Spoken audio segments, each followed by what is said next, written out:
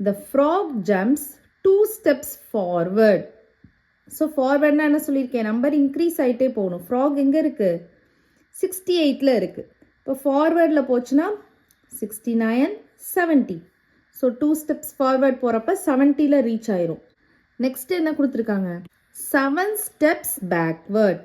7 steps பேக்வேர்டில் போகுது. அப்போ நம்பர் டிக்ரீஸ் ஆகணும், சின்னதாகிட்டே போகணும். இப்போ 70ல் இருக்குன்னா 7 ஸ்டெப்ஸ் பேக்வேர்ட் போகணும்.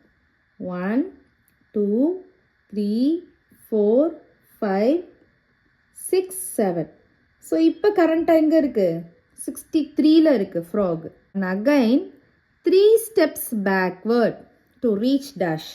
ஸோ 3 ஸ்டெப்ஸ் பேக்வேர்டில் போகுது. இங்கேருந்து 63லேருந்து திருப்பியும் பேக்வேர்டில் போகுது. அப்போ நம்பர் டிக்ரீஸ் ஆகிட்டே போகுமா 3 ஸ்டெப்ஸ். ஸோ 63லேருந்து 62, 61, 60க்கு போயிடும் லாஸ்ட்டாக ஃபைனலாக. So the